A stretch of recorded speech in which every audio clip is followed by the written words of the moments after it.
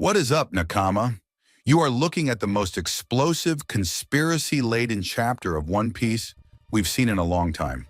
Chapter 1167 just dropped, and it has absolutely shattered what we thought we knew about one of the most beloved and most mysterious characters in the entire series. Red-haired Shanks. Forget Yonko. We're talking about a history that runs deeper than we ever imagined. We're going deep into a shadowy mission, a shocking betrayal, and a final visceral act of royal rage that rocked Elbaf to its core. This is the truth behind the red hair, and you won't believe it. Hit that like button and subscribe, because we are diving into the full shocking breakdown of Chapter 1167. We begin with the aftermath of the God Valley incident, but the spotlight is on a key player from Elbaf, King Harold. This is not the gentle giant we might expect. The chapter establishes his dark reputation, the monster in the mist. Why? Because Harold has been operating as the world government's most devastating secret weapon. He works with the Marines, not just hunting pirates, but erasing them from the sea. This is his penance, his insane vow to atone for what he calls the giant's 1,000 years worth of sins. We see panels of him ruthlessly cleaving pirate ships in two, and his reward?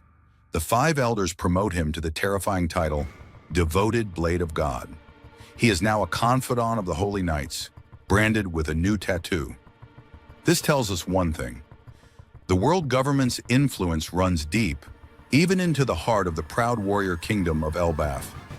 But Harold's mission is just the setup for the true seismic shock of the chapter. You need to prepare yourselves for this. The chapter jumps back 15 years to the moment Fisher Tiger achieved the impossible, freeing the slaves from Mary Joyce. The story goes that he did it alone, but Chapter 1167 reveals a breathtaking truth. The mysterious figure who aided Fisher Tiger and covered his tracks, the agent of chaos inside the Holy Land, was none other than Shanks. That's right. The next panel shows Harold infiltrating Mary Joyce days after the incident, and he sees Shanks talking with an associate named Shamrock. And what is Shanks wearing? A Holy Knight uniform, bandages covering his eye, living alongside his brother and the progenitor of the Figureland name. This isn't just a coincidence. This confirms the wildest, most paranoid fan theory. Shanks was a Holy Knight. Was he an infiltrator for Roger? Was he placed there as a sleeper agent, tasked with gathering intel at the highest levels of the world government? Everything we thought we knew about Shanks, the carefree pirate, the laid-back Yonko, is a potential lie. He was in the belly of the beast. This changes his entire dynamic with the 5 elders and forces us to ask, is Shanks truly a pirate, or is he something far more sinister? As if the Shanks reveal wasn't enough, the chapter throws us back into Elbaf, where the consequences of Harold's decisions come home to roost. Ida, Harold's former lover and mother of Hadruddin, is poisoned. The culprits?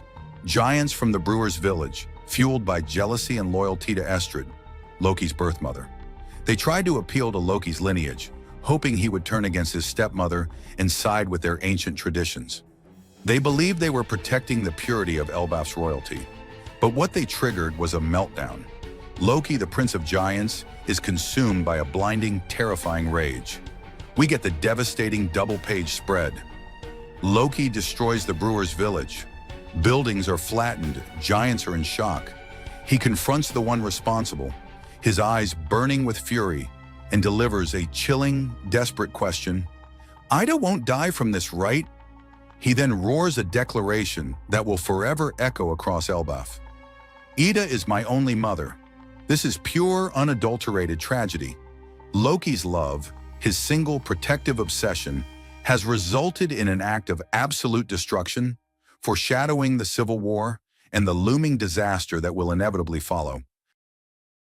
Chapter 1167 is a certified masterpiece of mystery and character development. The connections it makes are staggering. Think about the god's blade mark Harold received. If Shanks was a Holy Knight, did he also carry a mark? Did he intentionally sacrifice his arm to the Sea King? not as a moment of heroic sacrifice for Luffy, but as a deliberate, desperate act to cut his contract and nullify his ties to the world government? It's a dark thought, but it fits perfectly now. And what about Loki? He is now a damaged, violent figure, a prince whose protective love is the greatest threat to his own kingdom. How will this rage lead to the great Elbaf disaster 14 years ago? And what will the Straw Hats find when they finally arrive? This chapter truly feels like the critical bridge between the legends of the past and the final war. The great pirate era began with a lie, and Shanks was right at the center of it. What was your biggest jaw-dropping moment? Was it Shanks as a holy knight? Loki's vengeful declaration? Drop a comment below. Thanks for watching. Hit that subscribe button if you haven't, and I'll see you in the next one. Peace out.